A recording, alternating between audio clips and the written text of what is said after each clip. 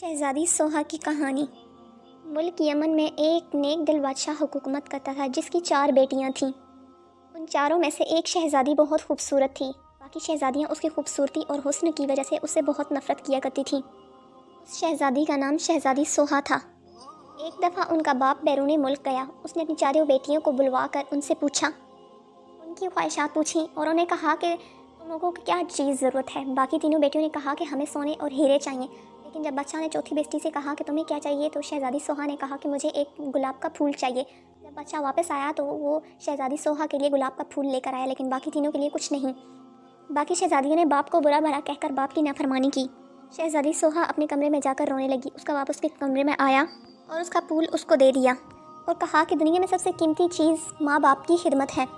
جب ان کا باپ دوسری بار بیرون ملک گیا تو سب شہزادیوں نے پھر دوبارہ اپنی لسٹ تیار کی اور بادشاہ کو دے دی، لیکن اس بار شہزادی سوہا خاموش رہی۔ اس نے دل میں سوچا کہ اس بار میں کچھ نہیں بولوں گی، خاموش رہوں گی تاکہ میری بہنوں کا دل نہ دکھے۔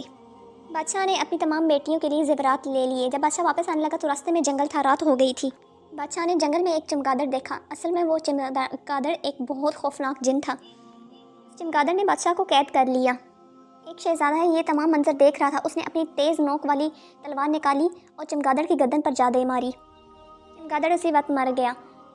وہ شہزادہ بادشاہ کو لے کر محل میں پہنچا اور ان کی بیٹیوں کو سارا قصہ سنا دیا۔ شہزادیاں اپنے باپ کے پاس آئیں اور اپنے باپ سے نافرمانی کے لیے معافی مانگنے لگیں۔ بادشاہ نے اس وقت اپنی چاروں بیٹیوں میں سے شہزادی سوہا پر بہت فخر کیا اور اپنی ساری بیٹیوں کو گلے لگا لیا۔ دیکھا بچوں، والدین کا حکم نہ ماننے سے کتنی بڑی سزا ملتی ہے۔